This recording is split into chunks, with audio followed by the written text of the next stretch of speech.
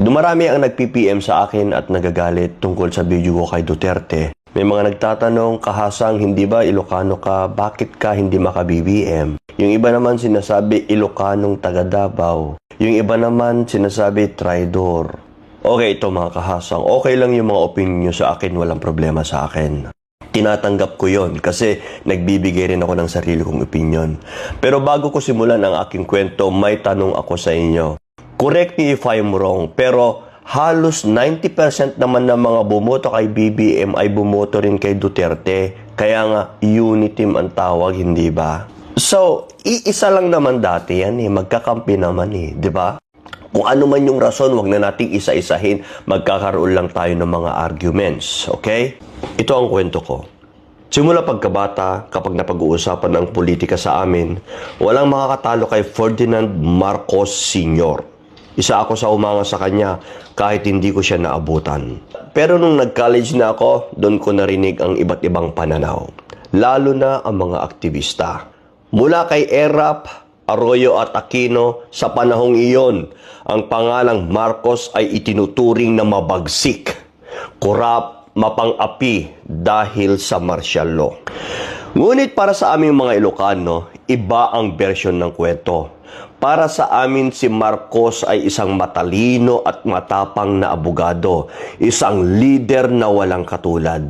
Na hanggang ngayon, ganun pa rin ang tingin ko sa kanya. Kahit anong sabihin ng iba na paninira, martial law, maraming pinatay, maraming kinurakot. Guys, meron din akong sariling pagre-research kahit hindi ko siya inabutan.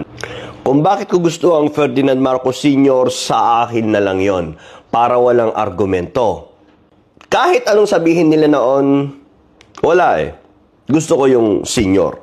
Noon pa man, sinabi ko sa sarili ko na someday may tatayong Marcos ulit para linisin ang pangalan ni Ferdinand Marcos Sr. at yung pamilya nila. At dumating nga ang araw na yon, naging senador si BBM. At bilang taga-Norte, naniniwala ako na siya ang muling magbabangon sa pangalan ng mga Marcos.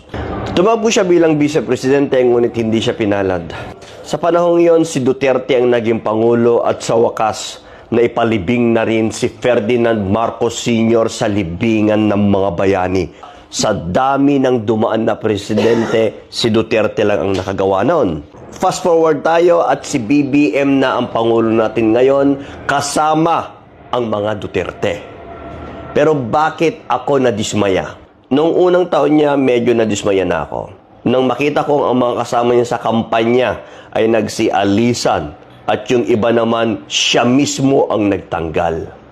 Sabi ko noon, siguro strategy niya ito para mas lalong mapaayos niya yung administrasyon niya. Hanggang umabot na nga sa kaso ni Duterte na kinuha ng Interpol. At lalo akong nadismaya nung marinig ko ang kanyang rason. Kailangan nating pagbigyan ang Interpol para kapag tayo naman ang may kailangan, tutulungan nila tayo. Para sa akin, ito ay isang kilos ng isang leader na traidor at mahina. Pasensya na, pero ito ang opinion ko. Pagkatapos ipalibing ni Duterte ang ama mo sa libingan ng mga bayani na for how many years hindi ka nila tinulungan. Okay? Isa yon. Pangalawa, bago siya naging pangulo, okay, kumampi siya kay Duterte, sa mga Duterte. Dapat kung alam mong maraming kaso yan, kung talagang mamamatay tao yan, hindi ka na kumampi sa kanya. Anong ibig mo lang sabihin? Kumampi ka sa kanya noon para kumuha ng boto. After that, ngayon, parang tapos na tayo. Okay? Pwede na kitang ipamigay. Anong tawag mo doon? Kung talaga may paninindigan ka. Dapat noon pa lang, hindi ako kakampi sa'yo dahil mamamatay tao ka. Diba? Marami kang kaso sa war on drugs. Diba? Bago ko tapusin ang video, gusto kong iwanan sa inyo ito. Dala natin ang pamana ng ating mga ninuno, mabuti man o masama. Ngunit kung hindi mo gusto ang iniwang pamana at ayaw mong mamuhay ayon dito, kumilos ka at baguhin ito sa sarili mong henerasyon. Kakabsat kang gagayem, mayroon tayong kanya-kanyang opinion. Okay? Paniwalaan nyo ang gusto nyo at paniwalaan ko yung gusto ko. Hindi ibig sabihin na I'm from the North, wala na akong karapatan na suportahan si Duterte. Hanggang sa susunod, Boom, boom, boom, boom.